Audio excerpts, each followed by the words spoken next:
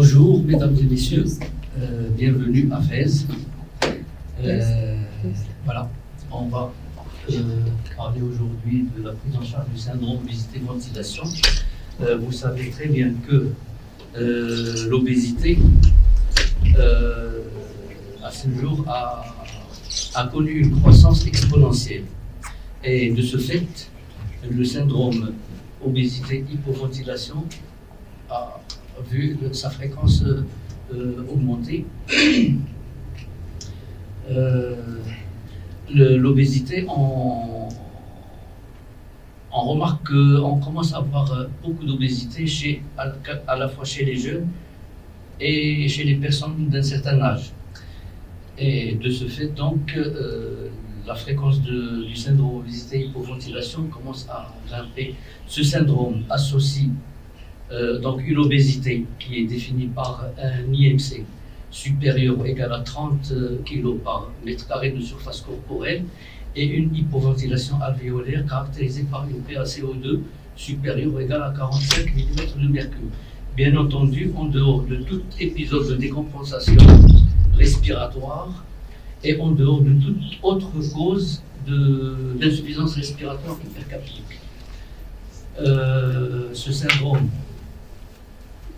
est très souvent lié, associé à un syndrome d'apnée-hypopnée obstructive de sommeil, et c'est un syndrome qui est généralement le terrain est il y a plein de comorbidités avec ce terrain-là.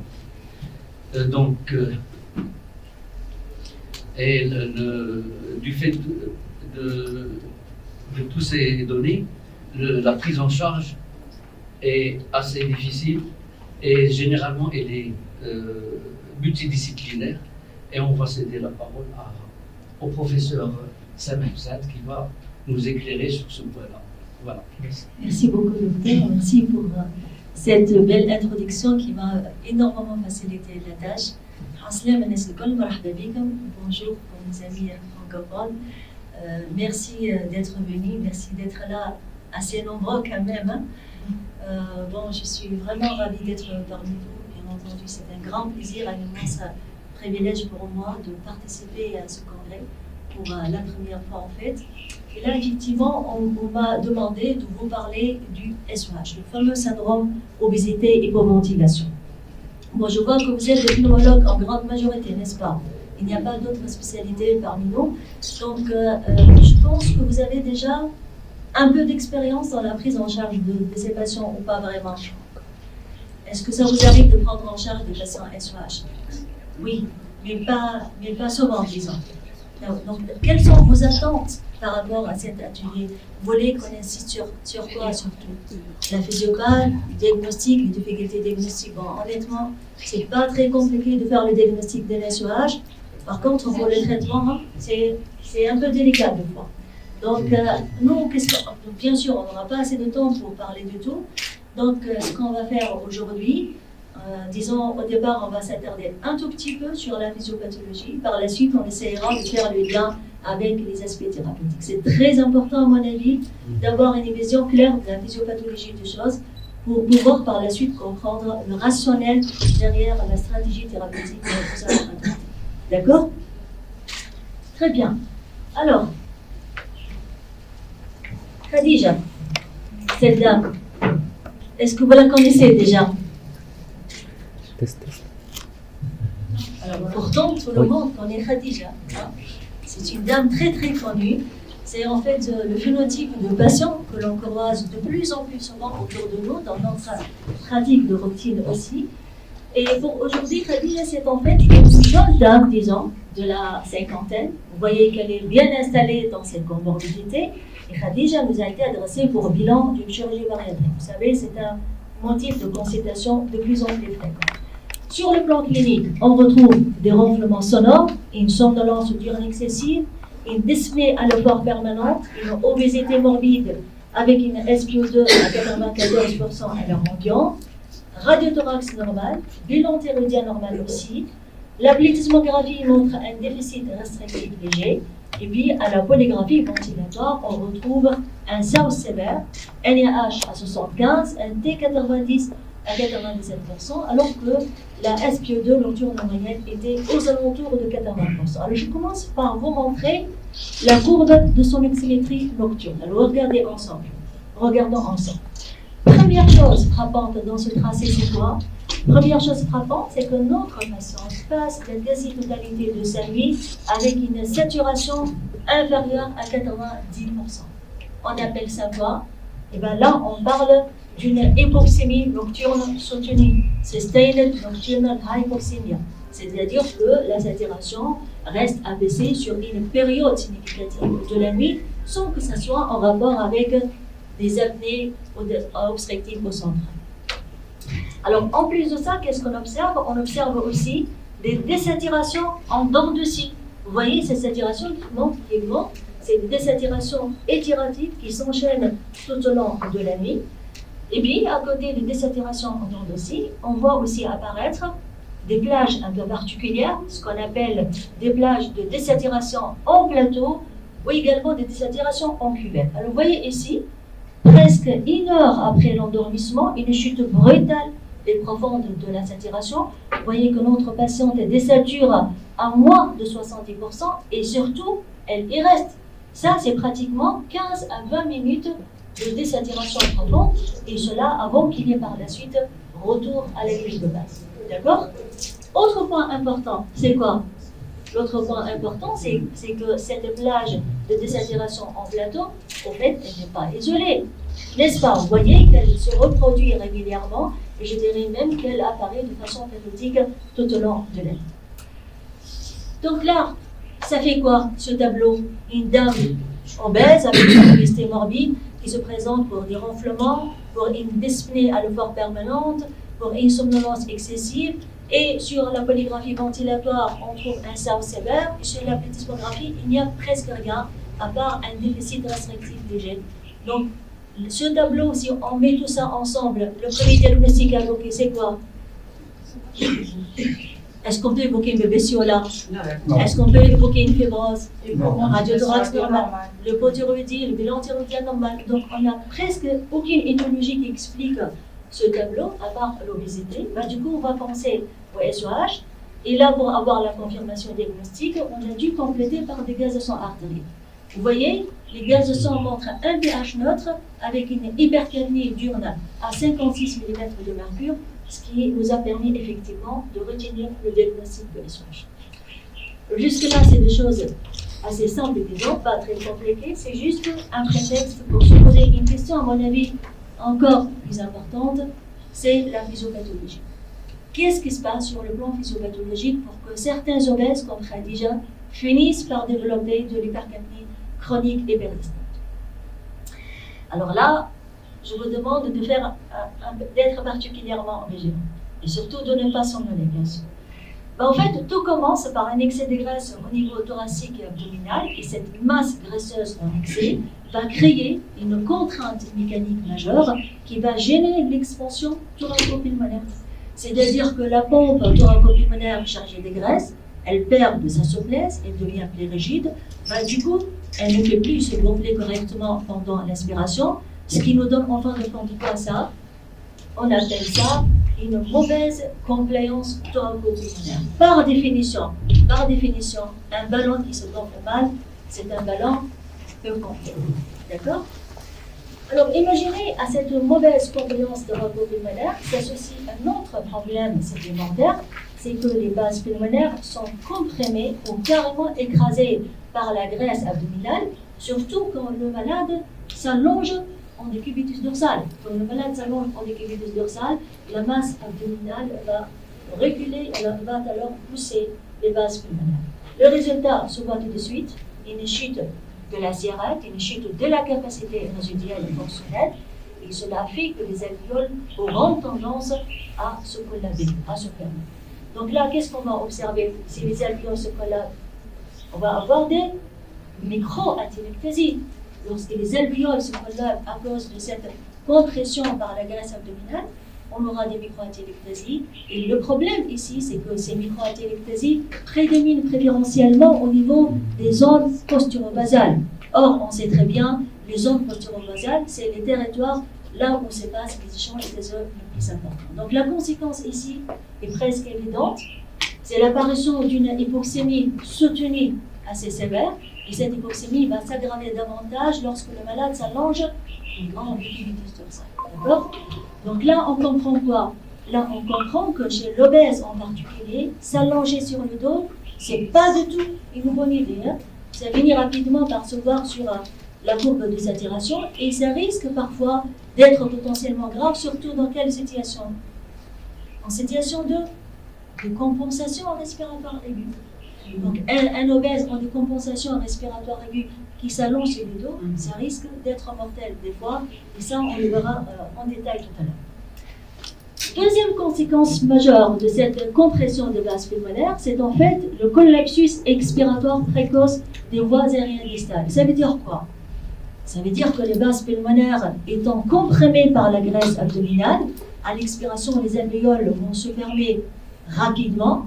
À l'expiration, les alvéoles vont se collaber de façon prématurée, avant même qu'il y ait une vidange expiratoire complète. Donc la conséquence, c'est quoi dans ce cas? Si les alvéoles ne se vident pas complètement à la fin de l'expiration, c'est l'apparition d'un piégeage expiratoire avec une autopèque. Donc là, on comprend quoi? Là, on comprend que l'autopèque n'est pas l'apanage de la BBCO, n'est-ce pas? Vous voyez qu'elle peut se voir chez l'obèse, surtout lorsqu'elle est en décompensation respiratoire. Donc l'obèse à l'état stable génère déjà de l'autopèque et en situation de décompensation, ça va s'aggraver davantage. Qu'est-ce qu'il nous reste? La pompe cardiovasculaire. Alors, est-ce qu'elle est affectée elle aussi? Oui.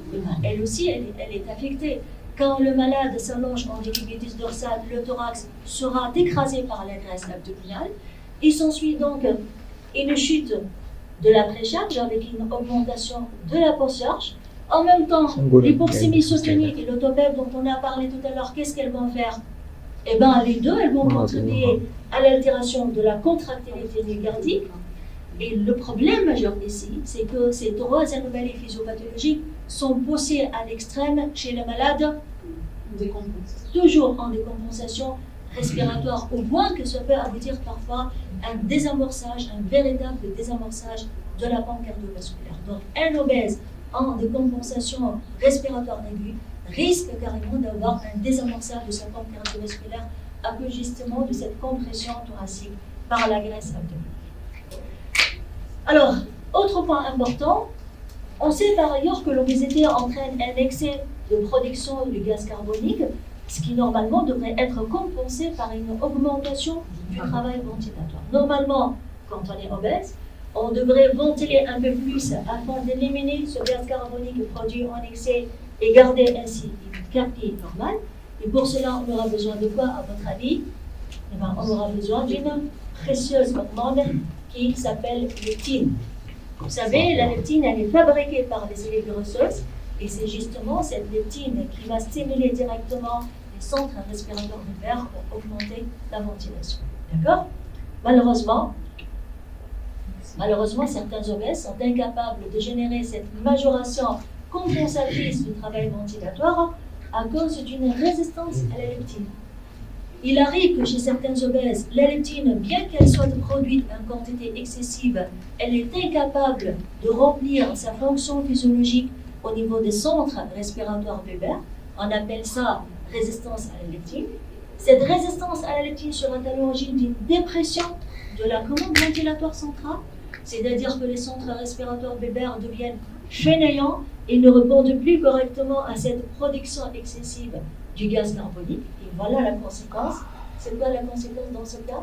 Si la commande ne travaille plus correctement, eh ben, c'est l'hypoventilation persistante qui va prédominer préférentiellement en sommeil paradoxal. Est-ce que c'est logique jusque-là? Oui.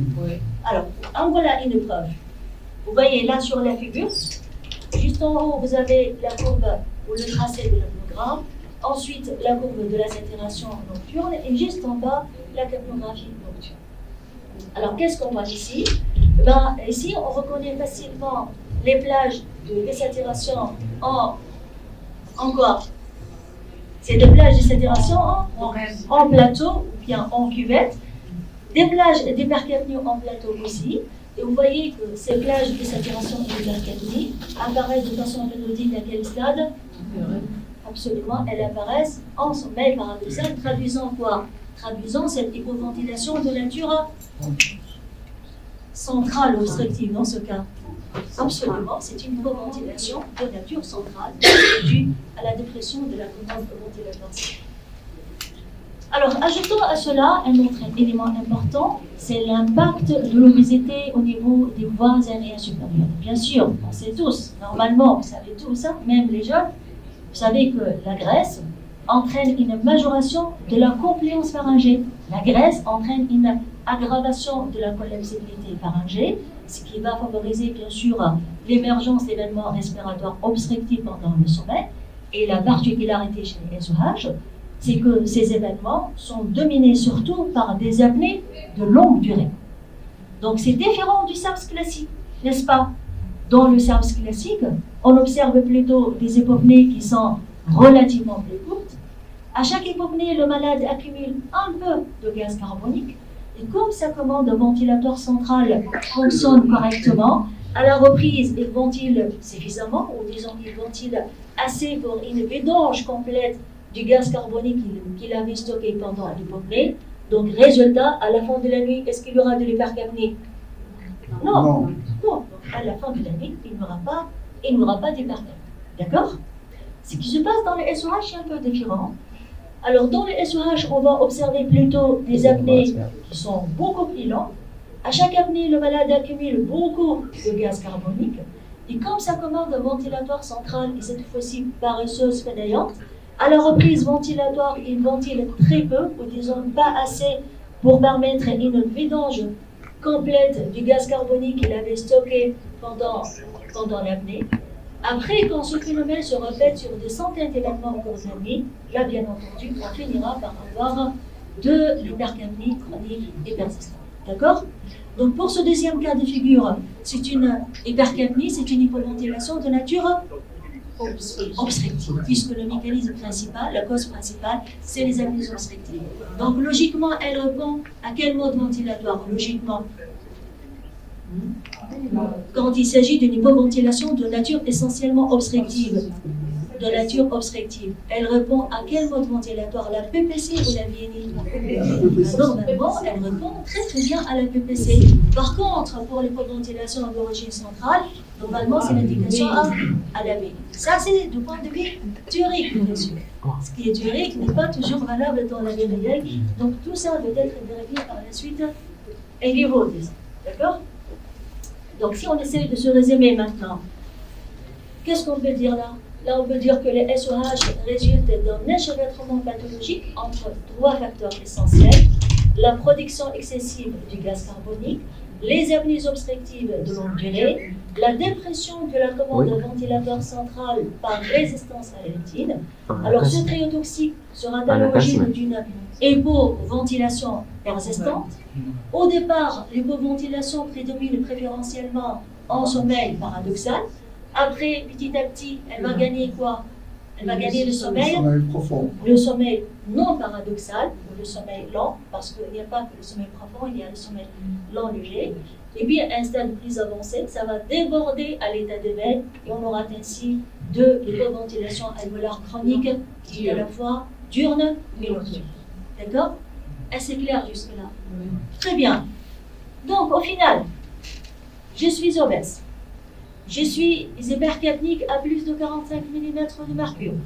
J'ai des troubles respiratoires pendant le sommeil, c'est-à-dire un SARS et ou de l'hypoventilation en sommeil paradoxal. En plus, aucune cause identifiable autre que l'obésité ne vient expliquer cette hypoventilation. Pas de BPCO sévère, pas de scoliose, pas de pathologie neuromusculaire, pas de hypothyroïdie profonde non plus.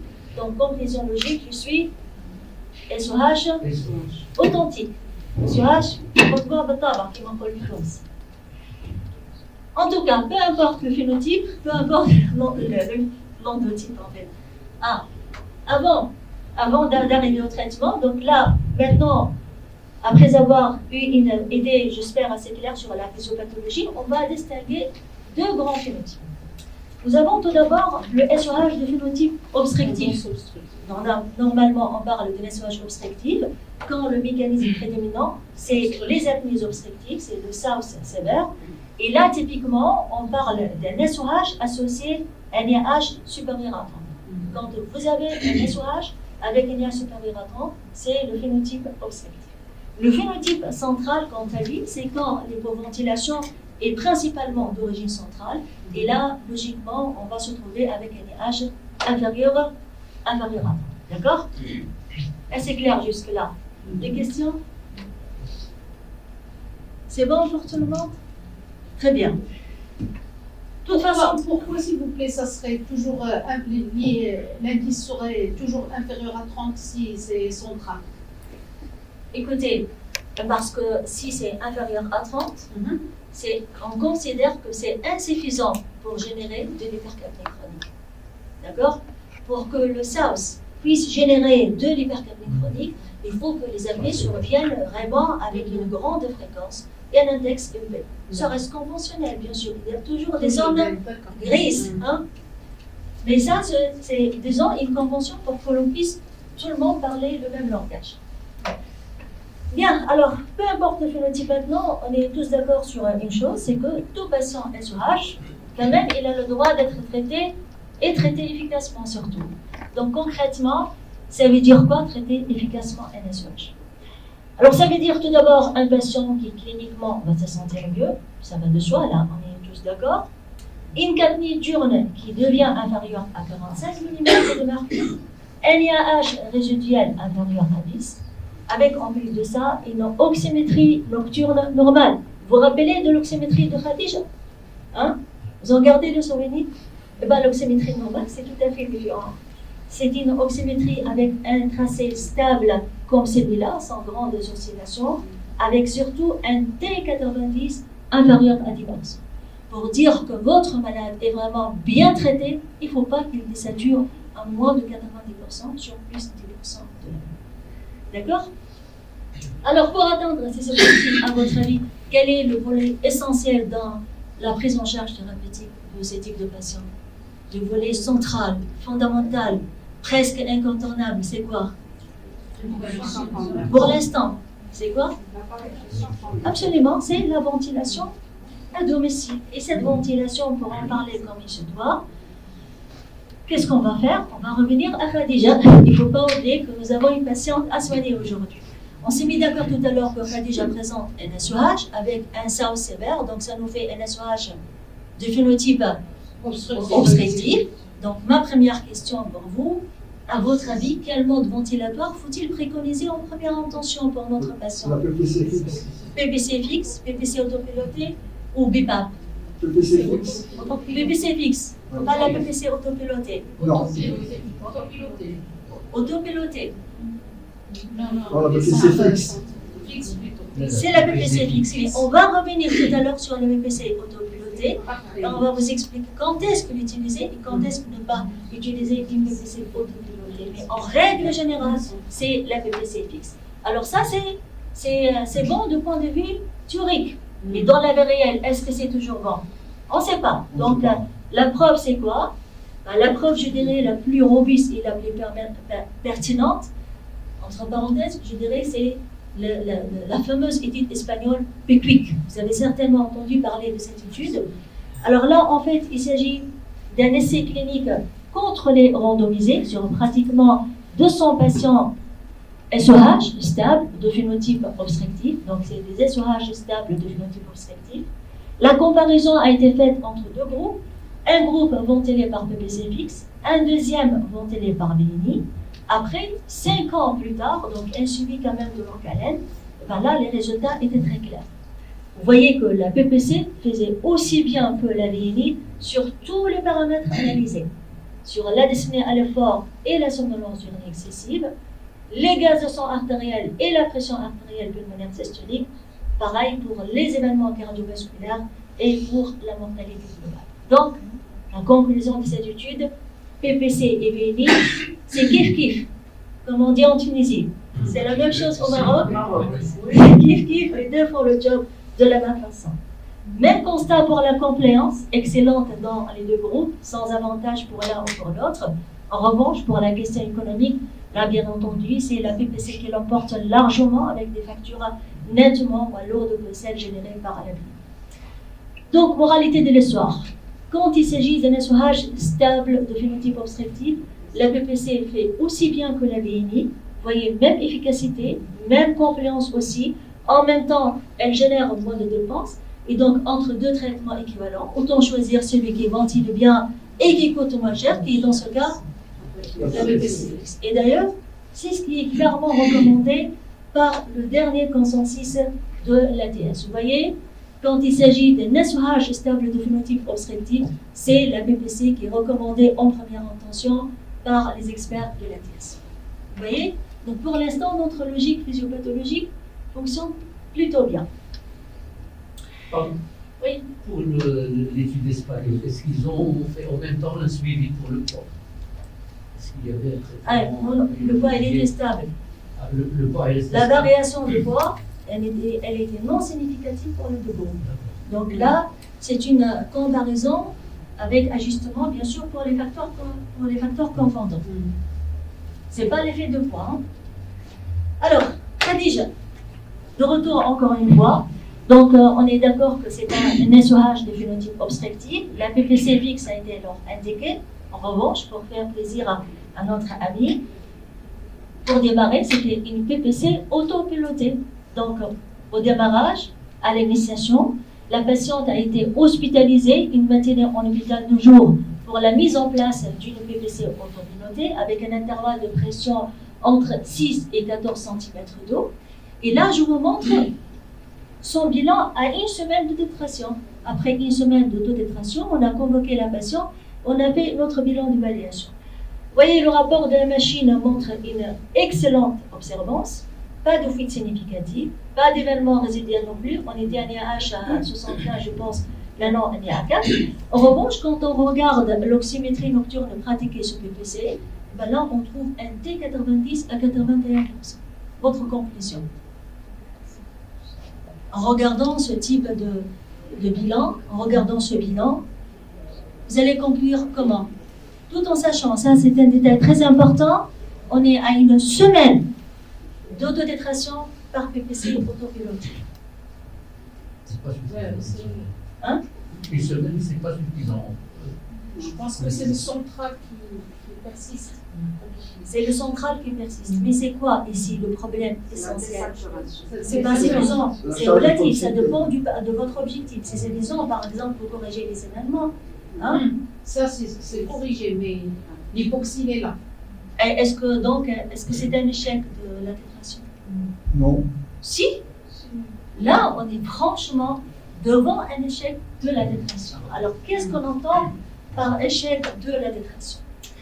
Bon, malheureusement, pour l'instant, on n'a pas de définition consensuelle, donc il n'y a pas de consensus ni par l'ASM ni par les autres sociétés savantes. En revanche, selon certains experts, on parle d'un échec de la tétration lorsque notre malade garde une hypoxémie nocturne persistante avec un T90 supérieur à 20%, et cela malgré une résolution quasi totale des événements respiratoires obstructifs ou l'atteinte de pression maximale. D'accord? Comme c'est le cas pour notre patiente. On a mis la patiente sous PPC, les événements ont disparu de façon quasi totale. Malgré cela, notre malade continue à désaturer de façon significative pendant la nuit. Donc là, on parle de quoi? On parle d'un échec de la tétration. D'accord?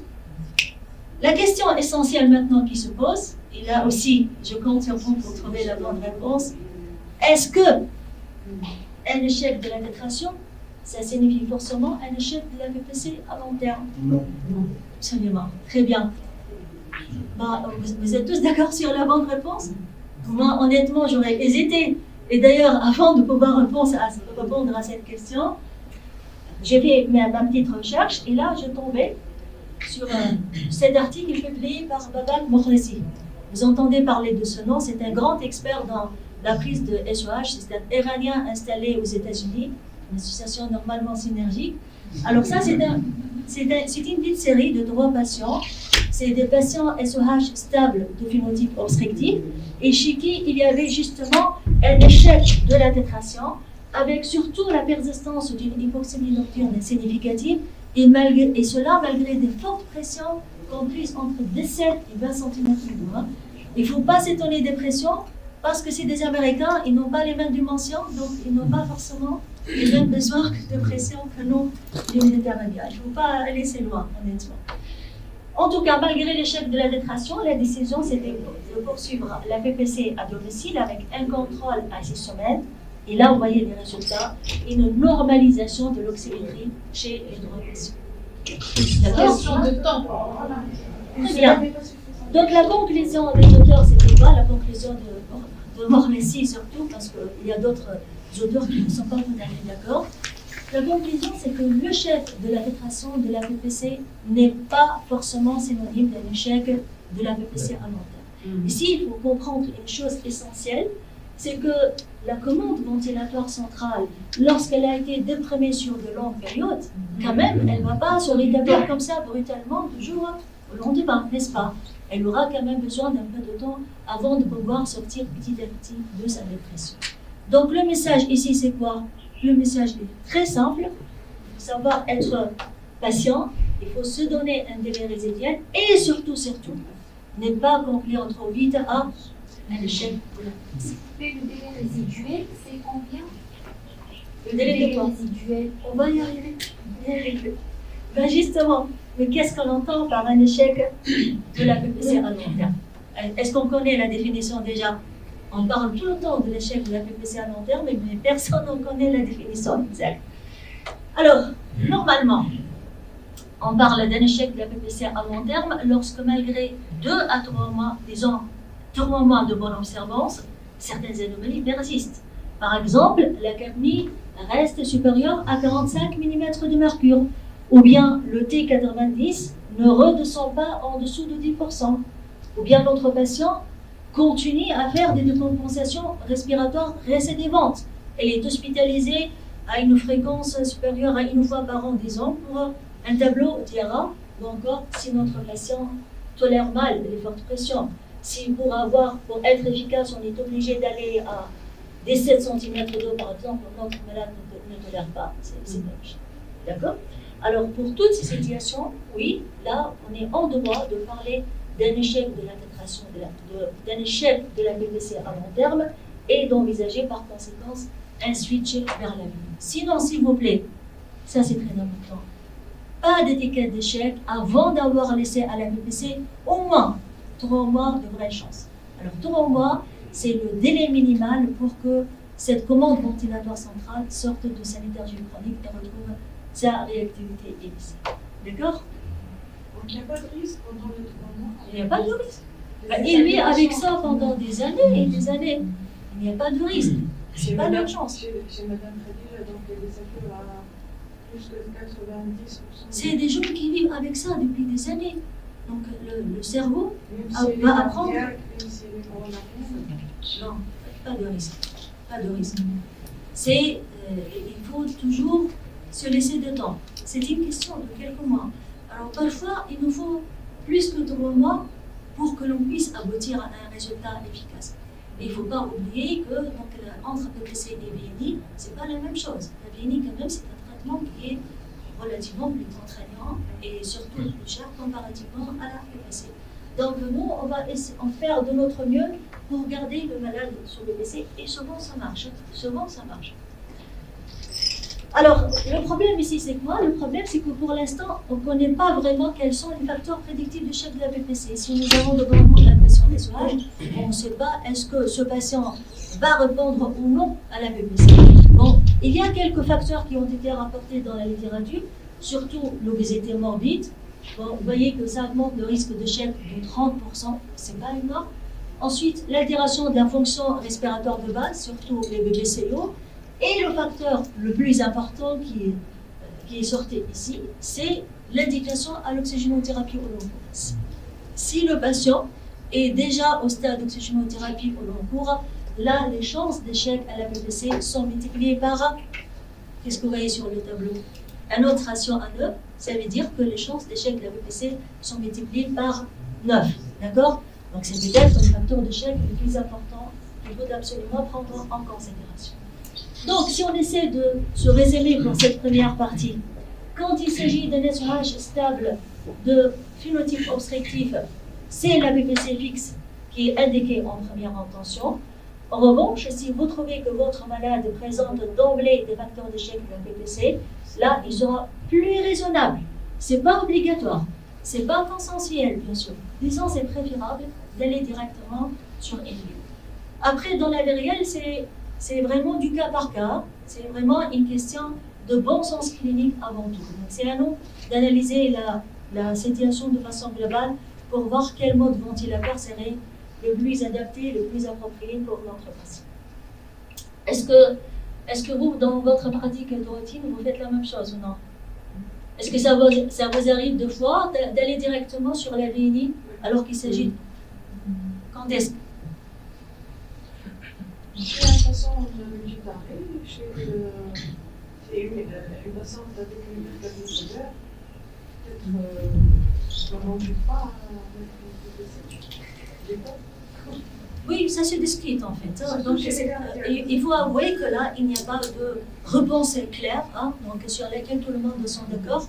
Mais ça dépend en fait des habitudes de chacun.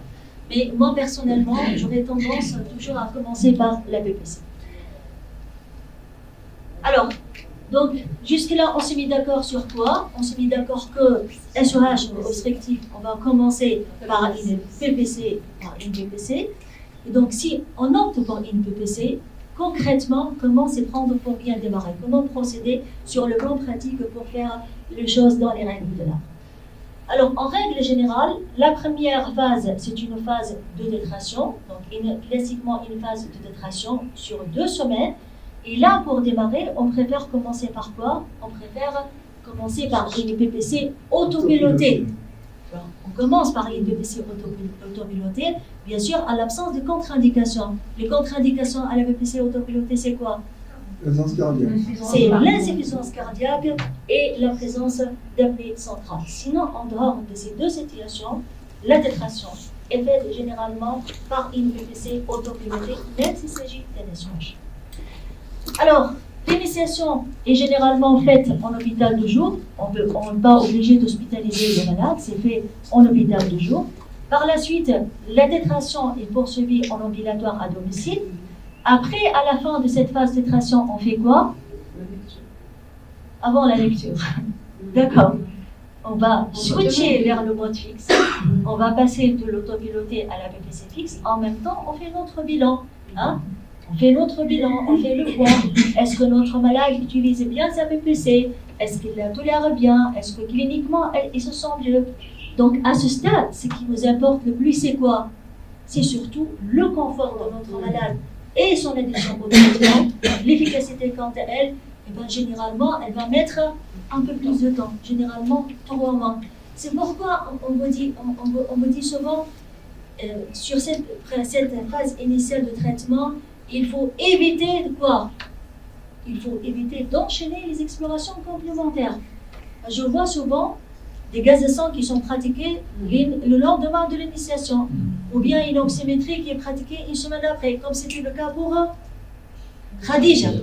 Nous aussi, ça nous arrive de temps en temps de faire des bêtises. Or, ça ne sert absolument rien de tout, sauf peut-être à embêter un peu plus votre malade. Il est déjà gêné par la maladie, et on décide parfois de lui infliger de l'exploration qui ne sert absolument à rien du tout. Donc, normalement, qu'est-ce qu'on fait ici? Normalement, les examens complémentaires, comme les gaz de sang et l'oxymétrie nocturne, ils ne sont indiqués qu'après un minimum de 1 mois, chez un patient qui adhère bien à sa PPC, qui la tolère bien, il n'a pas de flux, il n'a pas d'événement résiduel non plus. C'est à ce moment-là, uniquement à ce moment-là, que des examens complémentaires comme les gaz de sang et l'oxymétrie nocturne sont justifiés. D'accord? Donc, vous voyez, ce n'est pas uniquement une question d'intervalle de temps. D'accord? C'est une question d'intervalle de temps et de traitement optimal, un traitement optimisé. Il faut être sûr que votre patient est vraiment bien adapté à sa machine, qu'il a utilisé suffisamment de temps. C'est à ce moment-là que vous avez le droit de vous mettre à demander les explorations que vous voulez. D'accord? Bien. En tout cas, pour Khadija, vous voyez, donc au départ, nous avons quand même commis la bêtise de demander l'oxymétrie de façon prématurée, mais par la suite, on s'est bien rattrapé. On s'est patienté jusqu'au 3e mois pour demander un nouveau bilan de contrôle. À l'époque, elle était sous PPC fixe à 12 cm d'eau. Sur le plan clinique, elle se sentait, disons, un peu mieux, mais elle garde toujours un score de poids pathologique. Au départ, c'était un score à 15, maintenant à 12. Le rapport de la machine, tout va bien, bonne observance, pas de fuite, pas d'événement résiduel. Généralement, ces paramètres ils sont rapidement corrigés chez les patients SOH. Pour la gazométrie artérielle, est-ce que c'est bon? Il y a quand même une amélioration, n'est-ce pas? Mais ça reste toujours une gazométrie pathologique. Et puis, vient l'oxymétrie de contrôle sous PPC. Alors, vos commentaires, est-ce qu'il y a une petite amélioration là? Soyons positifs. Non, soyons positifs. Commencez par noter quand même la petite amélioration qu'il y a eu. Est-ce qu'il y a une amélioration? Si? Laquelle? Non, c'est... Bon, peut-être, mais ils sont plus nombreux. Ils sont plus courts, mais ils sont plus nombreux. Par contre, il n'y a plus de désaturation intermittente. Vous voyez? Les désaturations intermittentes, vous avez vu les désaturations en dents ici ou non? Ça, c'est les désaturations intermittentes, elles ne sont plus présentes ici. N'est-ce pas? Est-ce que vous voyez la différence? Non. Vous ne voyez pas? Ça, c'est des saturations intermittentes. Ça veut dire que la saturation chute, elle revient, elle chute, elle revient à la ligne de base, elle chute, elle revient à la ligne de base. Il n'y a pas de curseur. Il n'y a pas de curseur. Ah, le curseur, ça n'apparaît pas. Et en plus, moi, les dimensions ne me permettent pas d'atteindre ça. Alors, entre les plateaux de désaturation, est-ce que vous voyez cette courbe de saturation qui chute, qui augmente, qui chute, qui augmente? Est-ce que vous voyez ça? Non? C'est pas évident? Non. Alors, on est un peu comme ça. Alors, j'ai assez long. Il faut s'éloigner un petit peu. Il faut s'éloigner un petit peu. Donc ici, alors que là, il y a un petit peu. Ouais, donc là, voilà, ici, il n'y a pas, c'est la courbe, elle est relativement stable. Mais par contre, la saturation, elle diminue, elle augmente, elle diminue, on augmente. C'est pas une désaturation en plateau comme ça. Donc, le seul point, on va vous montrer ça par la suite à la fin de la séance sur le musée. Mais pour le moment, ce qu'il faut remarquer, c'est qu'à part la disparition des désaturations en dents de scie, rien n'a changé. L'hypoxémie soutenue, elle est toujours là, n'est-ce pas? Ça veut dire que la saturation, elle est constamment inférieure à 90%. Les désaturations en plateau, même chose. Donc, si on met tout ça ensemble, vous allez conclure à quoi? Très bien. Donc, c'est la dame, elle observe bien ça, elle est bien adaptée à sa machine. Elle a utilisé sa machine suffisamment de temps, mais malgré cela, sur le plan clinique, elle n'est pas améliorée. Sur le plan gazométrique, même chose. Et la catastrophe, c'est la courbe de l'oxymétrie nocturne. Donc là, on est clairement devant un échec de la PPC. Donc, la seule solution logique qui nous reste, c'est la vie. Très bien. Alors, pour une patiente SOH stable de phénotype obstructif, comment faire le réglage de la vénie? Comment bien faire le réglage de l'appareil vénie pour ne pas se dire à la fin qu'on était en train de lui gonfler le poumon. Qu'est-ce qu'on a dit tout à l'heure? Tout à l'heure, on s'est mis d'accord que dans le SOH, rien ne fonctionne correctement. Du coup, il faut tout corriger, n'est-ce pas? On s'est mis d'accord tout à l'heure que la commande ventilatoire centrale est déprimée. Donc là, on va mettre quoi? On va mettre une fréquence de sécurité plutôt costaud, entre 14 et 20 cycles par minute. D'accord? Pareil pour la commande de ventilateur central, pour la compléance thoraco-pulmonaire. Tout à l'heure, on s'est mis d'accord que c'est une compléance manifestement altérée. C'est un peu l'équivalent d'un ballon de football, un vieux ballon de football, oublié au soleil de fesses 3 étés de suite. Il n'est plus facile à gonfler. Donc là, on aura besoin de quoi? On aura besoin d'une aide inspiratoire plutôt robuste, entre 16 et 20 cm d'eau. Et cette aide inspiratoire doit être délivrée lentement, selon une pente douce, avec un temps inspiratoire plutôt prolongé. Un temps inspiratoire entre 0,8 et 1,8 secondes. Pour les voies aériennes supérieures maintenant, si vous avez un SARS associé, si votre SOH est associé à un SARS sévère, là on va mettre une PEP entre 8 et 10 cm d'eau. Sinon, une PEP à 4 sera largement suffisante. Et enfin, pour les hétélectasies et l'hypoxémie qui en découlent, bon, on peut essayer de la corriger par la mise en place d'une petite PEP en augmentant, disons, un tout petit peu la PEP. Sinon, on sera obligé d'associer un apport d'oxygène à la ligne. Honnêtement, c'est rare. C'est vraiment rare que l'on soit obligé d'arriver jusqu'à l'oxygénothérapie. En revanche, si notre malade garde une hypoxémie diurne sévère, malgré une ventilation par air optimale, là, on n'a plus le choix. Il faut associer la VINI à une oxygénothérapie. D'accord? Et c'est compliqué, ça. C'est un peu compliqué. En tout cas, ça, c'est les grandes lignes. Et si vous ne vous sentez pas vraiment à l'aise avec ce type de réglage, pas de panique, surtout pour les jeunes.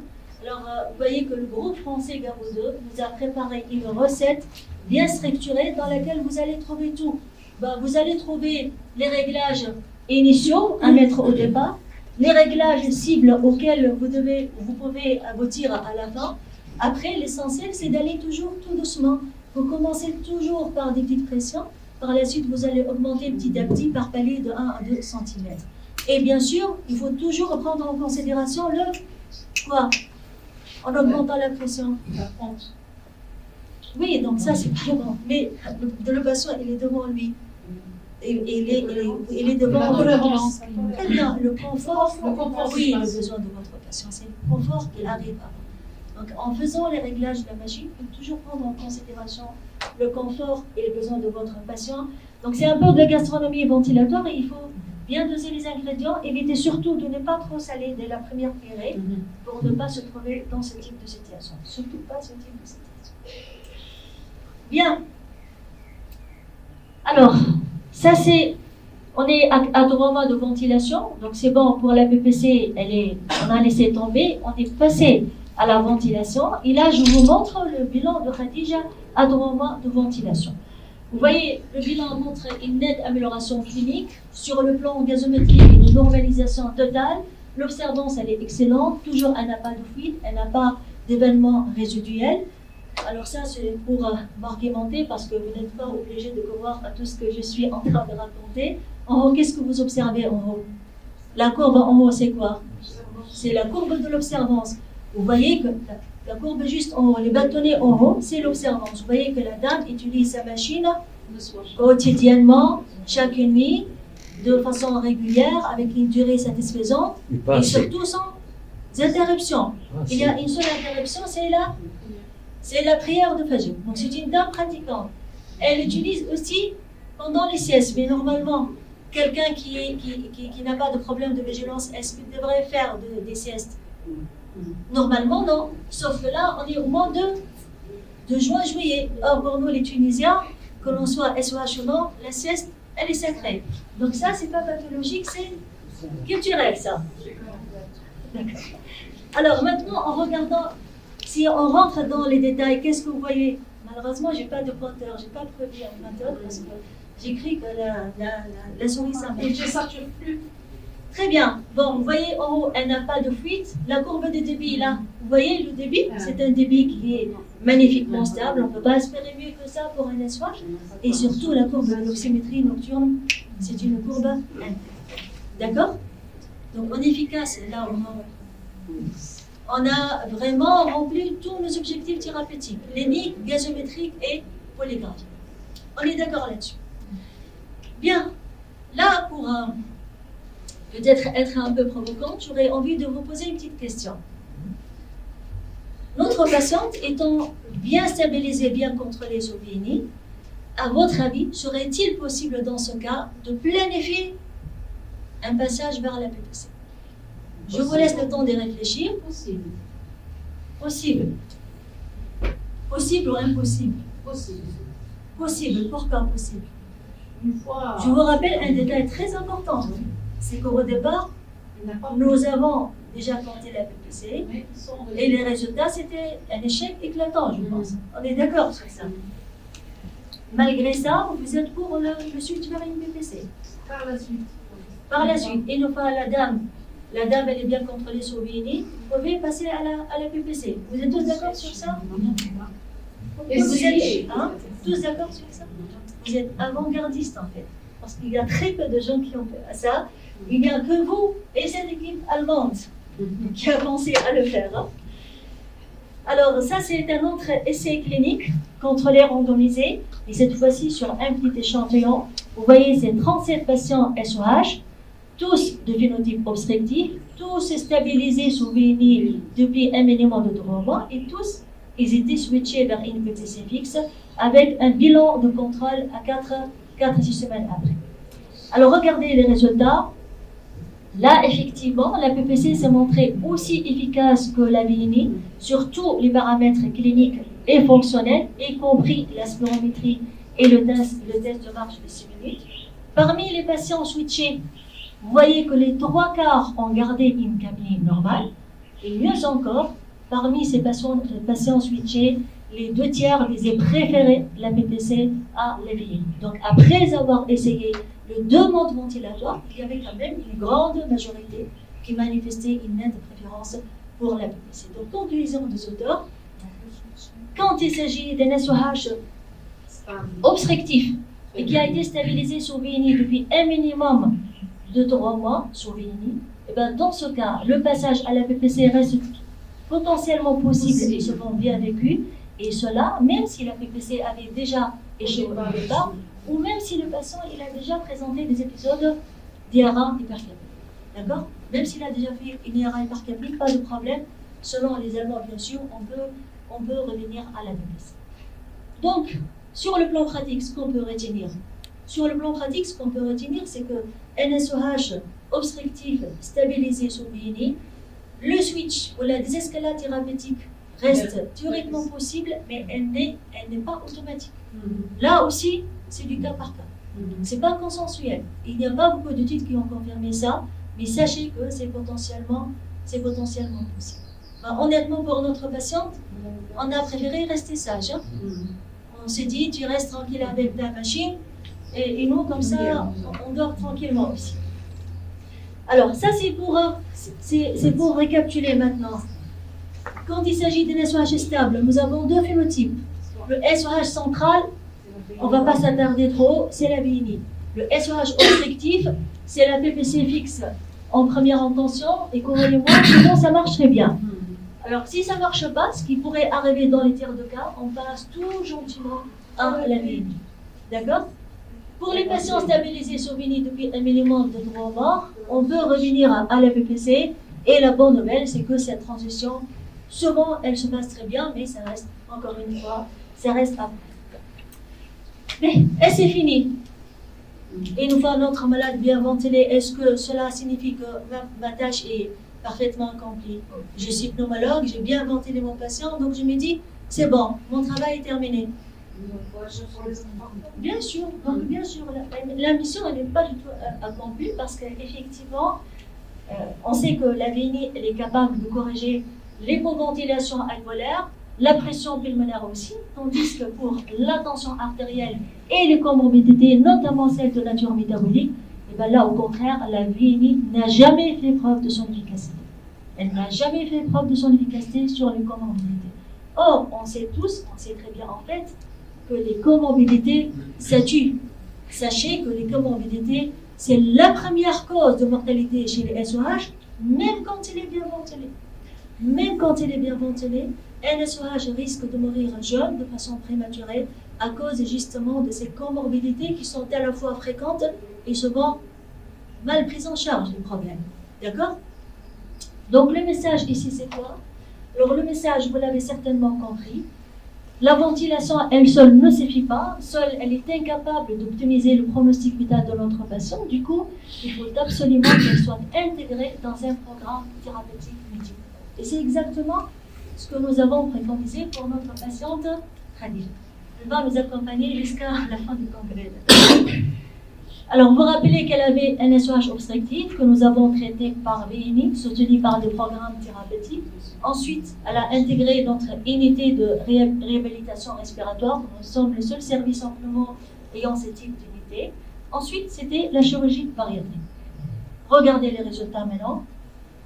Au bout d'1 an, perte de plus de 20% de son poids initial et derrière, tout s'est normalisé. L'oxymétrie nocturne, la capnie, le taux de BK aussi. Et le plus beau dans tout ça, c'est quoi?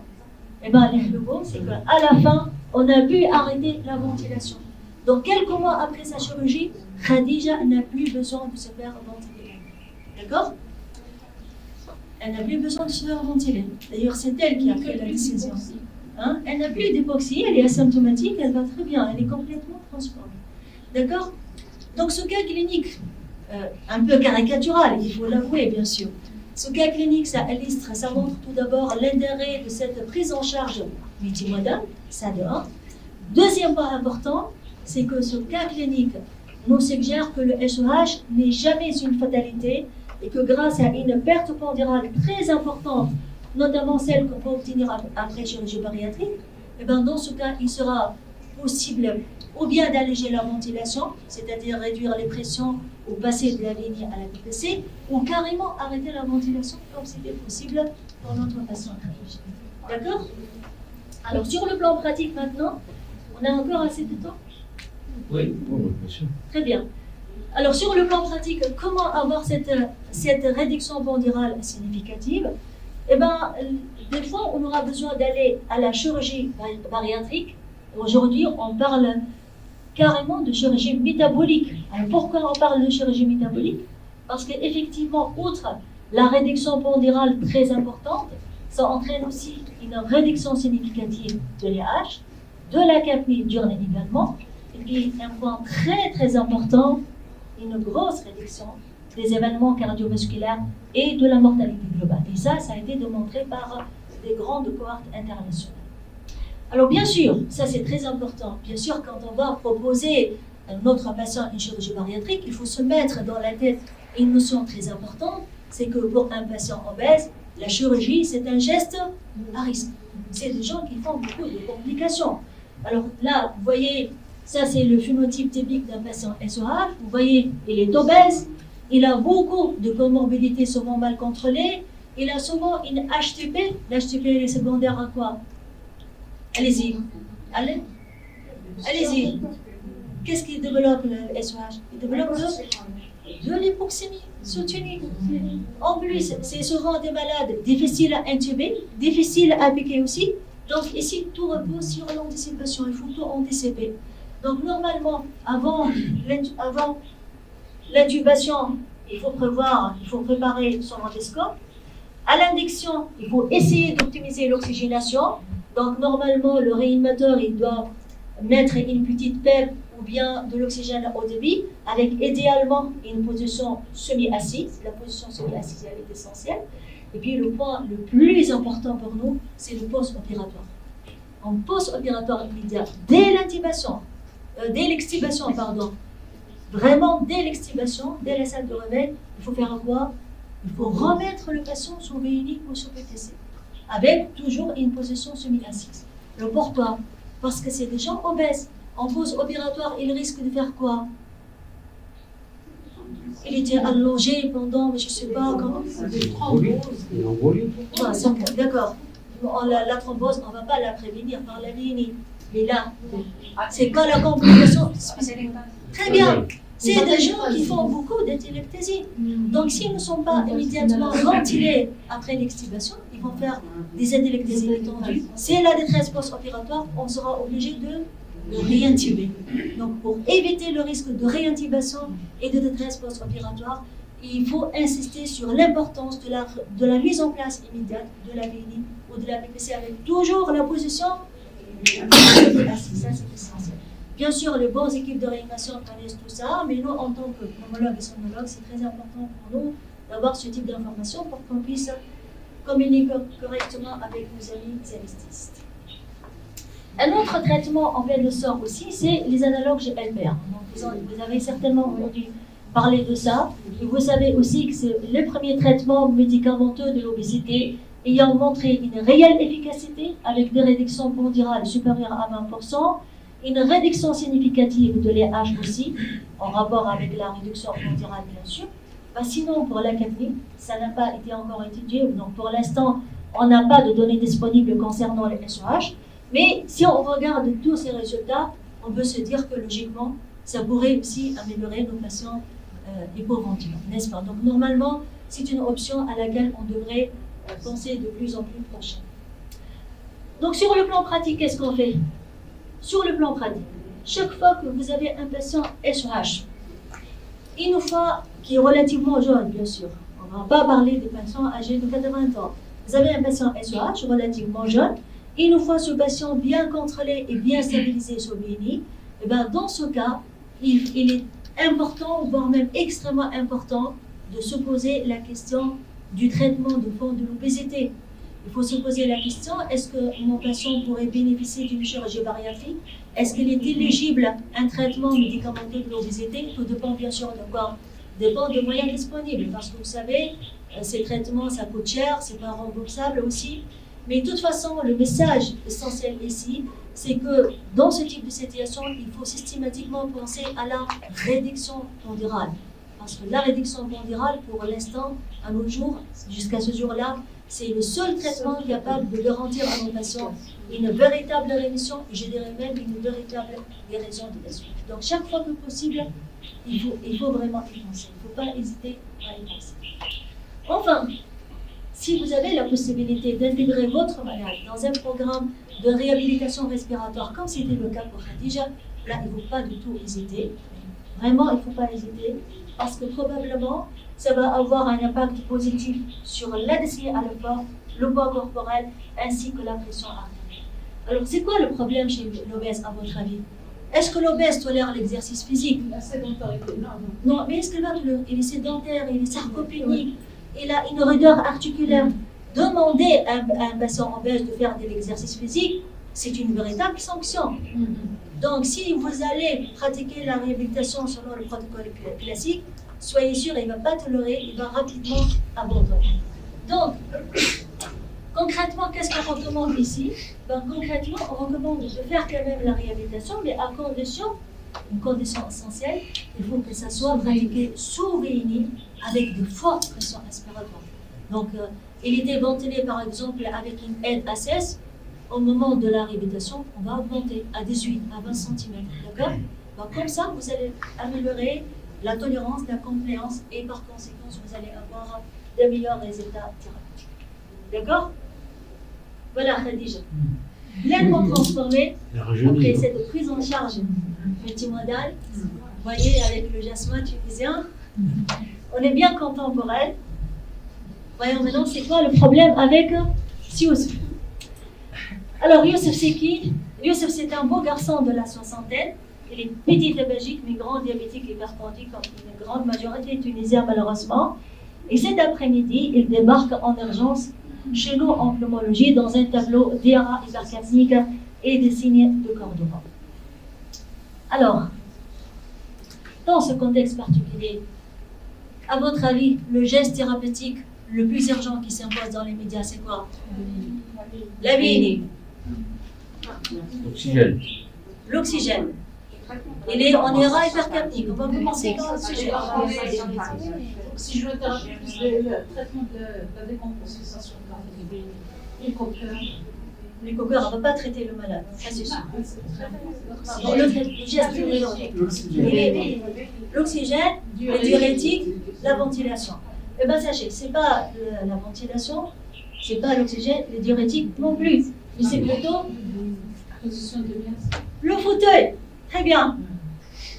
C'est ça, le geste le plus urgent qui s'impose chez un malade en détresse respiratoire. C'est le fauteuil qui va garantir la meilleure position à votre patient obèse.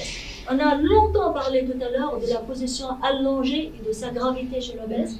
On a bien dit que cette position allongée, ça favorise l'apparition d'une hypoxémie sévère et une autopèpe aussi avec une chute cardiaque. Et ce qui est vraiment embêtant ici, c'est que cette gravité est poussée à l'extrême chez l'obèse en décompensation respiratoire, au point que ça risque parfois d'aboutir à quoi?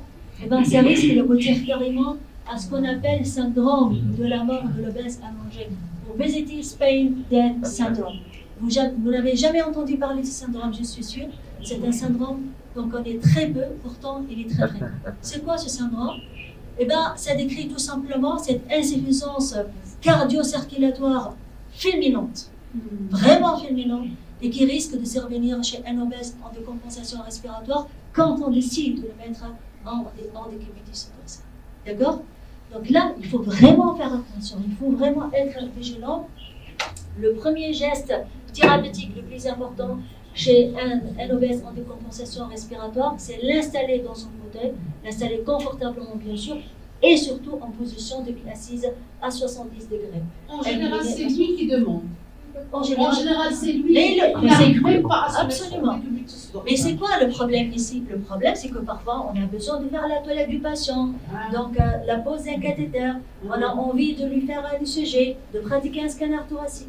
Là, souvent, on va commettre l'habitude de le mettre en position allongée. Il risque de passer directement. Donc, même si la position allongée est requise pour une raison quelconque, là, une assistance respiratoire par VNI est impérative. Il faut le mettre sur VNI et faites ce que vous voulez. Sinon, facilement, vous risquez de vous trouver devant une mort subite tout à fait inévitable.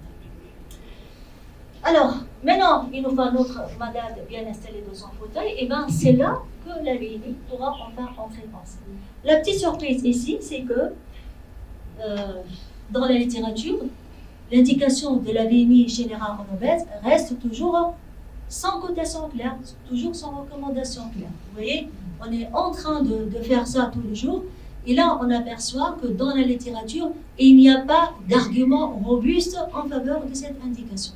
Il n'y a pas d'études qui prouvent ça. Mais nous, les hommes de terrain, les hommes et les femmes de terrain, les combattants de terrain, on sait que ça marche, et ça marche très très bien même. Donc, peu importe ce que disent les recommandations, il ne faut jamais hésiter à ventiler un obèse quand il se présente chez vous en décompensation respiratoire. Pour le réglage maintenant, c'est pratiquement la même logique que l'obèse à l'état stable. En revanche, quelques ajustements s'imposent et qui sont en rapport, bien sûr, avec la physiopathologie un peu spécifique de la décompensation. Donc, généralement, qu'est-ce qu'on recommande? Généralement, on commence par des petites pressions. Par la suite, on va augmenter progressivement par palier de 2 cm à chaque fois. Et l'objectif, c'est quoi ici? L'objectif, c'est d'avoir un volume courant compris entre 6 et 8 ml par kilo de poids idéal. On raisonne toujours en poids idéal et non pas en poids réel. Alors, à titre indicatif, je vous donne un exemple, donc ce qui a été recommandé par l'IRS. À titre indicatif, on peut commencer par une PEP à 6, une EPAP à 16 cm d'eau, soit une aide inspiratoire à 10, et par la suite, vous allez augmenter progressivement jusqu'à aboutir à votre volume. Alors, le principe, c'est quoi ici? Le principe général, c'est que l'obèse en décompensation respiratoire, généralement, il va nécessiter des pressions un peu plus élevées par rapport à l'état stable. Donc, tant que l'indication se pose, tant que le besoin se fait sentir, il ne faut pas hésiter, il ne faut pas craindre la mise en place des bancs de pression, et bien sûr à condition que votre malade soit bien monitoré sur les plans cardiovasculaires avec une lecture attentive des courbes de pression. Un autre point très très important à prendre en considération. Qu'est-ce qu'on a dit tout à l'heure? On a dit que l'obésité, ça génère de l'autopep. L'obèse à l'état stable en génère déjà assez, et bien sûr cette autopep aura tendance à s'aggraver pendant la décompensation. Donc là, ce qu'on peut faire nous pour éviter l'aggravation de cette autopep, c'est surtout quoi à votre avis? Alors logiquement, si on essaie de faire un peu de gymnastique mentale, pour éviter l'aggravation de cette autopep, de cette inflation, vous allez agir sur quoi? Sur le temps d'insufflation, le temps de pressurisation par la machine. Il faut réduire le temps durant lequel la machine va insuffler de la pression inspiratoire. Donc concrètement, il faut mettre une pente plus rapide. Le bassin était sous pente lente à l'état stable. Là, on va mettre une pente plus rapide. Le temps inspiratoire maximal doit être inférieur à 1 seconde. À l'état stable, on va jusqu'à 1,1 seconde, mais en décompensation, pas plus qu'1 seconde. Et puis pour le trigger expiratoire, on va le sensibiliser un tout petit peu, c'est-à-dire on va favoriser un passage plus rapide vers l'expiration. D'accord? Il faut réduire le temps de l'inspiration et favoriser l'expiration pour éviter justement l'aggravation de cette auto. Alors, Pour le protocole proprement dit maintenant, alors qu'est-ce que vous faites, vous, quand vous ventilez un obèse? Un obèse en IRA hypercapnique, il arrive chez vous. Hein? Alors, comment vous allez mettre la VNI? Selon quel protocole? Est-ce que vous allez le mettre sur VNI comme ça de façon continue? Vous avez l'habitude déjà de travailler avec un protocole bien déterminé. Et qu'est-ce qu'on appelle ça? Le mode fractionné ou le mode séquentiel. Donc, ça veut dire quoi le mode séquentiel? Ça veut dire que dès l'arrivée de patient, on va le mettre sur VNI pendant 4 heures en général. Il faut que la première séance soit suffisamment longue, disons, pour écarter le patient du risque d'intubation. Ensuite, une séance de 2 heures toutes les 4 heures, plus la période nocturne. Quand le malade dort, il faut absolument lui laisser sa VNI. À J2, on va continuer toujours à grosse dose, une séance de 2 heures toutes les 4 heures, toujours avec la période nocturne. Et puis à partir de G3, G4, eh ben, c'est là où on va pouvoir commencer à lever les pieds en gardant par exemple une seule séance de 2 heures le matin, une seule séance de 2 heures le soir, toujours avec la période nocturne. D'accord? Donc au début, on va commencer une ventilation à grosse dose, puis à partir de G3, G4, on va commencer à alléger. D'accord? La question maintenant, quand est-ce qu'on va arrêter la ventilation? Est-ce qu'on va arrêter la ventilation ici ou non? Eh bien, pour l'obèse en particulier, on ne peut pas parler de sévrage parce que le plus souvent, on va garder la VNI nocturne. Par contre, ce qu'on peut faire ici, c'est alléger petit à petit la ventilation diurne. La ventilation nocturne, on va la garder. Et c'est la ventilation diurne pour laquelle on va pouvoir envisager un sévrage progressif. Donc là, normalement, on va aller sur un sévrage progressif, et cela après avoir 3 conditions essentielles. D'abord, un patient clinique stable, un pH neutre, c'est-à-dire un pH supérieur à 7,5 avec une capnie inférieure à 48 mm de mercure. Si vous avez ces conditions remplies, et ben c'est là que vous allez pouvoir alléger la ventilation diurne et se contenter uniquement de la ventilation nocturne. D'accord? Bon, l'oxygénothérapie et tout ça, on ne va pas s'attarder parce que je pense qu'on est pressé par le temps, n'est-ce pas? Mais on a encore 10 minutes, très bien. Alors, 2 autres volets importants dans la prise en charge de l'IRA hypercapnique, l'oxygénothérapie, parce qu'en décompensation, la ventilation elle seule, généralement, elle est insuffisante pour corriger l'hypoxémie aiguë. Donc, du coup, on aura besoin d'associer de l'oxygène. Et là, il faut faire attention. La saturation cible doit être comprise entre 88 et 92%. Donc, même si votre malade est ventilé, l'hyperoxygénation n'est pas autorisée. Du coup, il faut rester rigoureusement dans cet intervalle thérapeutique, c'est-à-dire une saturation entre 88 et 92%. Deuxième volet, souvent indispensable, parce que c'est des patients qui arrivent souvent avec un cœur droit de compenser, c'est les diurétiques. Bon. Au départ, on commence par quoi généralement? Par les thiazédiques. Mais le problème avec les thiazédiques, c'est quoi? C'est le risque d'alcalose métabolique. Les thiazédiques génèrent souvent une alcalose métabolique. Or, l'alcalose métabolique chez un malade hypercapnique, c'est pas du tout une bonne nouvelle, n'est-ce pas? Ça risque de prémer les centres respiratoires et de conduire à un arrêt. Donc, qu'est-ce qu'on fait dans ce cas? Qu'est-ce que vous faites? On arrête les thiazédiques et on revient à notre vieux camarade, la cétazolamide, le Diamox. Vous savez, le Diamox, il a un double avantage. D'une part, il favorise la diurèse et en même temps, ça va permettre de corriger cette alcalose métabolique qui a été générée par la thiazédie. Est-ce que vous utilisez le Diamox souvent? Hein? Qui parmi vous, il a l'habitude d'utiliser le Diamox? Pour les autres, non? Il faut y penser. Il faut y penser. Et est-ce qu'il peut être un traitement de long cours Non. avec Parce qu'il donne beaucoup de complications. Mais, alors, on revient à Youssef. Il ne faut pas oublier le patient, il est en détresse respiratoire. Ben, Dieu merci, alhamdoulilah, il a bel et bien échappé à son premier épisode d'IRA hypercapnique. Et le voilà aujourd'hui se préparer à rentrer chez lui. Rentrer, mais comment? Avec ou sans VNI, à votre avis? Si c'était votre malade, comment vous allez organiser sa sortie? Avec ou sans masque sur le visage? VNI. VNI nocturne. VNI le soir. C'est ce que vous faites habituellement. Lorsque un obèse arrive chez vous en IRA hypercapnique à la sortie, vous allez lui prescrire systématiquement une hygiène à domicile. Donc réellement, je parle de vos habitudes. Non. Honnêtement, non. D'habitude, le malade il est amélioré, on le lâche chez lui sans venir. C'est ce qui se passe souvent. Or, ça risque d'être dangereux. Alors, regardez cette étude. C'est encore une fois Baba Mokhlissi. Alors, ça, c'est une méta-analyse sur données individuelles, ce qu'on appelle méta-analyse sur données individuelles. Vous voyez, l'échantillon est composé de 1000 obèses, tous hospitalisés dans un tableau d'IRA hypercapnique. Alors, cet échantillon a été reparti en 2 bras. Un premier bras mis sortant sous veille à domicile, un deuxième bras pour lequel on a pris la décision d'arrêter la ventilation avant sortie de l'hôpital. Après, quand on regarde les résultats, vous voyez, le maintien de la vie à domicile a permis une réduction significative de la mortalité à moyen terme, à long terme aussi.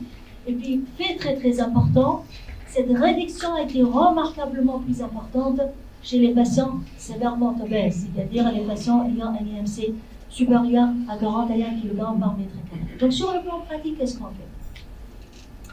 Sur le plan pratique, un obèse sans antécédent connu de SOH, il n'est pas connu SOH, et qui est hospitalisé dans un tableau d'IRA hypercapnique, à la sortie, il faut absolument lui proposer une VNI à domicile. Alors, cette VNI doit être maintenue pendant un minimum de 3 mois. Après, il nous faut notre malade bien contrôlé et bien stabilisé via une étape très très importante.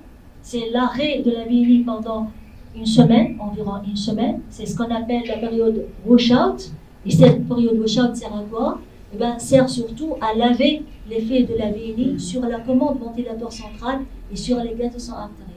D'accord? On arrête, une fois notre malade stabilisé, on arrête la VNI pendant une semaine.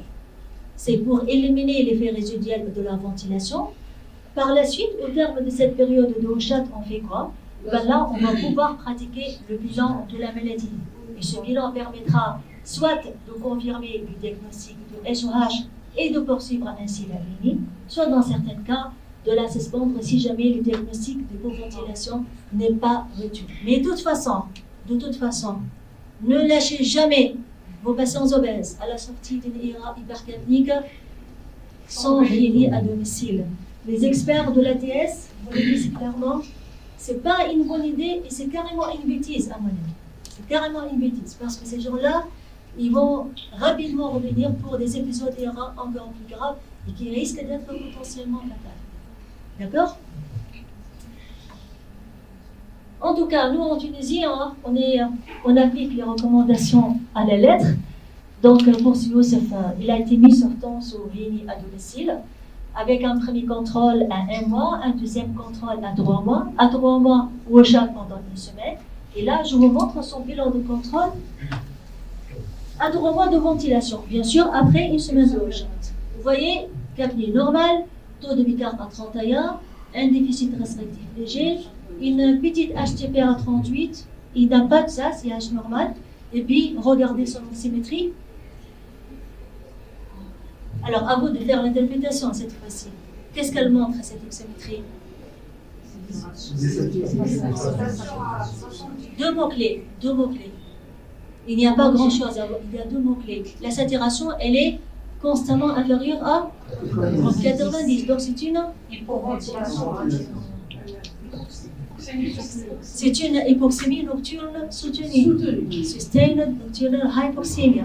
D'accord? Ça, c'est la première anomalie. Deuxième anomalie, c'est quoi? À part que le malade désature à moins de 90% sur la totalité de la nuit. Deuxième anomalie, c'est quoi? C'est les...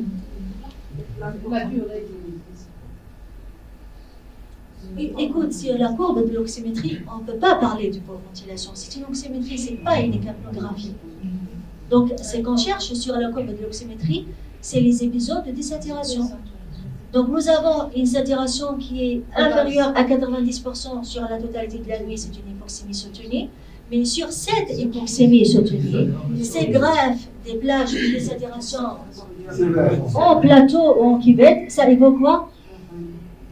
Ça évoque quoi? Ces plages de saturation en plateau, en cuvette, ça évoque les... Allez-y. Et l'hypoxémie courant et cette hypoxémie courant pour la capnie, ça évoque quoi? Pour la ventilation. Ça évoque de l'hypo, du sommeil, d'origine centrale. Lorsque vous avez des plages de saturation en plateau, ça évoque l'hypoventilation centrale prédominante en sommeil paradoxal. Alors je reviens, les désaturations en dents de scie, ça évoque l'hypoventilation de nature obstructive, parce que c'est souvent en rapport avec des apnées obstructives. Mais lorsque vous avez ces plages-là, lorsque vous avez une saturation qui est constamment pathologique, et de temps en temps ça chute brutalement, et ça reste pathologique pendant quelques minutes, ça c'est une plage de désaturation en plateau, et généralement lorsqu'on fait un épisode de désaturation en plateau, c'est que de façon concomitante, on est en train d'augmenter quoi? Sa capnie. Donc de façon concomitante, on est en train de faire de l'hypoventilation en sommeil paradoxal, et l'hypoventilation en sommeil paradoxal, elle est souvent d'origine centrale. C'est la dépression de la commande, c'est pas les apnées obstructives qui sont responsables. Bien, alors un autre élément fortement évocateur de l'hypoventilation chronique chez notre patient, c'est quoi? À part cette oxymétrie. Je reviens au bilan. L'hypertension. Non, la HTP, ce n'est pas un signe d'hypoventilation. La HTP, elle est secondaire à l'hypoxémie. L'alcalose. Très bien, c'est l'alcalose métabolique. Il a un taux de bicarbonate supérieur à le seul, c'est supérieur à 27. C'est que le rein de notre patient sont en train de travailler dur pour compenser une hypoventilation alvéolaire. Donc si on met tout ça ensemble, nous avons un patient obèse, avec de l'hypoxémie nocturne soutenue, avec probablement de l'hypoventilation en sommeil paradoxal, comme l'évoque la courbe de l'oxymétrie nocturne. Par contre, il n'a pas d'hypercapnie diurne franche, il n'a pas de SAPS. Si on met tout ça ensemble, est-ce qu'on est capable de conclure un SOH?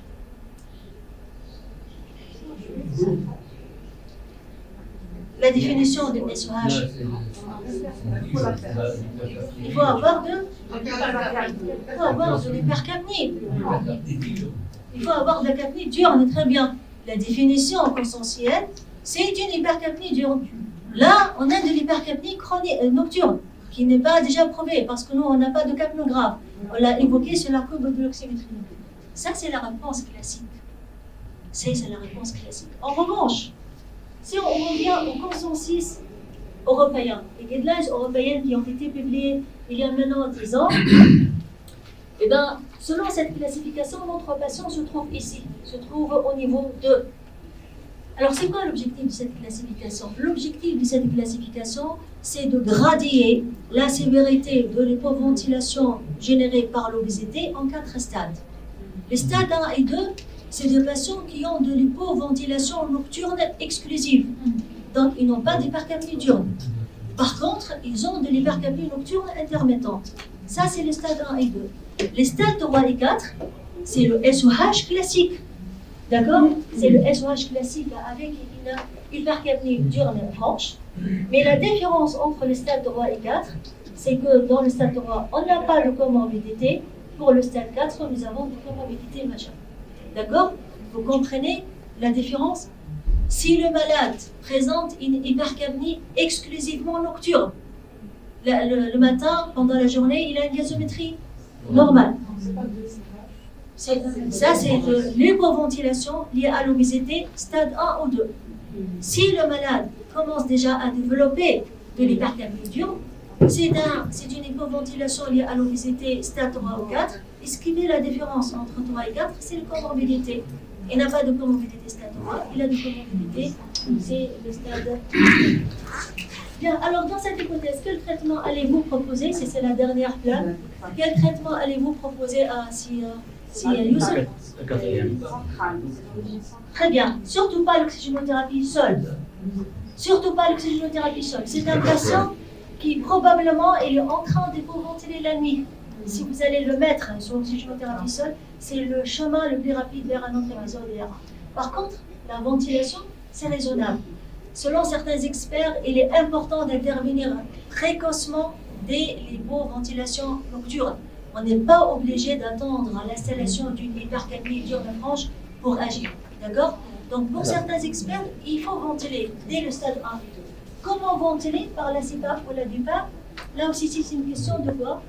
De phénotype. Et ce phénotype, vous allez pouvoir l'identifier à travers l'analyse de l'oxymétrie. Et donc, si par exemple, votre patient présente une oxymétrie comme celle-là, est-ce que vous voyez la courbe? Le patient, il sature à combien? Il sature à une valeur largement inférieure à 90% sur la totalité de la nuit. Mais est-ce qu'il y a des désaturations intermittentes ici? Donc c'est une hypoxémie. C'est pas intermittent, c'est stable. C'est une hypoxémie nocturne soutenue. Donc le mécanisme le plus probable dans ce cas, c'est quoi?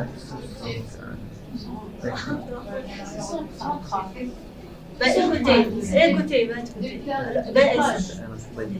Lorsque vous avez une hypoxémie en rapport avec des apnées, c'est intermittent, c'est pas stable. Lorsque c'est une hypoventilation d'origine centrale, c'est intermittent, c'est pas stable. Mais lorsque vous avez une désaturation comme ça, il est hypoxémique tout le temps, au même niveau, c'est les atelectasies. Ça, c'est les atelectasies. C'est pas intermittent. L'hypoventilation du sommeil paradoxal, c'est intermittent parce que ça apparaît au sommeil paradoxal, par la suite, ça se corrige. L'hypoxémie, l'hypoventilation d'origine obstructive, c'est intermittent. Il désature au moment de l'apnée, mais à la reprise, il va corriger son oxygénation. Par contre, pour l'atelectasie, c'est une atelectasie continue tout au long de la nuit. Les alvéoles ne vont pas s'ouvrir et se fermer. C'est fermé, c'est fermé. C'est collabé, c'est collabé. Donc, du coup, ça va donner ce type d'hypoxémie nocturne soutenue. Dans ce cas, le mécanisme le plus probable, c'est la télectasie. Donc, le traitement ventilatoire le plus approprié, c'est quoi? C'est quelle est la ventilation qui permet d'ouvrir les alvéoles? C'est lorsque vous avez un malade en OAP, on vous dit de le mettre sur PPC ou non? Pourquoi vous le mettez sur PPC? C'est pour ouvrir les alvéoles collabées. Parce que dans l'OAP, une composante de l'hypoxémie, c'est les territoires alvéolaires collabés, c'est les atelectasies. Donc là, c'est une bonne indication à la PPC. D'accord? Si maintenant, vous avez cet aspect-là, ça c'est l'hypoventilation. Ça c'est hypoventilation du rêve. Donc logiquement, c'est une indication à quoi? Il ne fait pas d'apnée, le monsieur là. Il n'a pas d'apnée. Il fait des désaturations. Écoutez. Le malade, il est hypoxémique tout le temps. Il sature tout le temps à une valeur à 80. Et puis de temps en temps, chute brutale. Il reste hypoxémique pendant 15-20 minutes, puis il revient à l'île de base à 80. Donc d'une part, il a une hypoxémie nocturne soutenue, d'accord?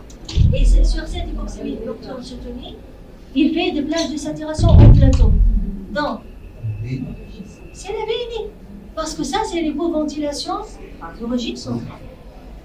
Mais j'essaie de récapituler. Je n'ai pas de stylo malheureusement. Quand vous avez des apnées obstructives, la saturation va chuter pendant l'obstruction et elle va augmenter pendant la reprise. Donc vous allez avoir une saturation qui est comme ça.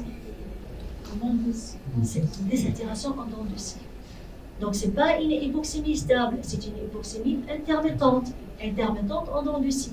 Quand vous avez une dépression de la commande ventilatoire centrale, le malade est hypoxémique tout le temps.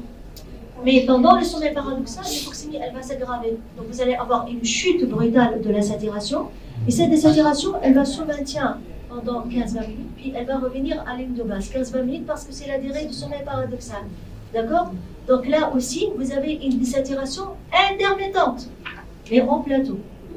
Si vous avez maintenant des atelectasies, parce que si les alvéoles sont collabées, elles vont se collaber de façon continue, ça va donner de l'hypoxémie soutenue, stable tout au long de la nuit.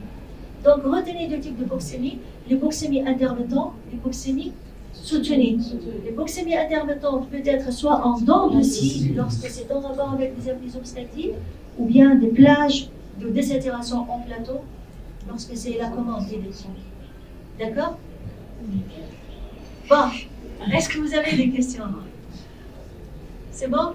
Bravo, merci beaucoup. Bon, est-ce que vous avez des questions? Eh ben, attendons, est normal que très très important. Ça, c'est la dernière plaque, ça, c'est pas consensuel. C'est pas consensuel. Ça, c'est l'avis d'expert. Donc, vous n'avez pas vraiment beaucoup d'arguments pour se défendre. D'ailleurs, pour notre patient, on n'a pas réussi à la ventiler. On nous a dit qu'il faut attendre qu'il soit un peu plus malade pour que vous puissiez le ventiler. Donc, c'est pas consensuel. Hein? Oui. Donc, lors de décomposition Non, non.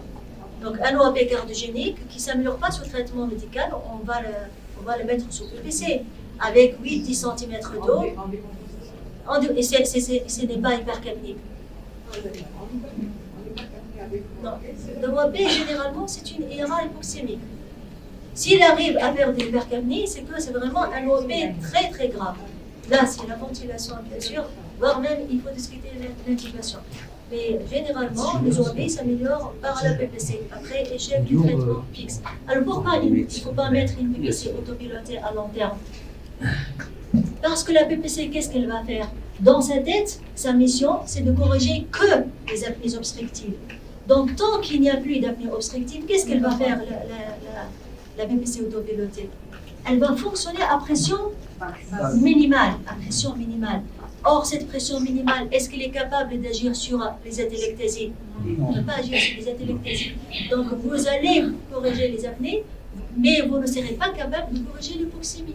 C'est pour cette raison que chez les malades hypoxémiques, il n'y a pas que le SOH, même le BCO. Si vous trouvez qu'il est sévèrement hypoxémique, il ne faut pas le mettre sous PPC autopiloté, parce que la PPC autopilotée, elle s'en fout de l'hypoxémie.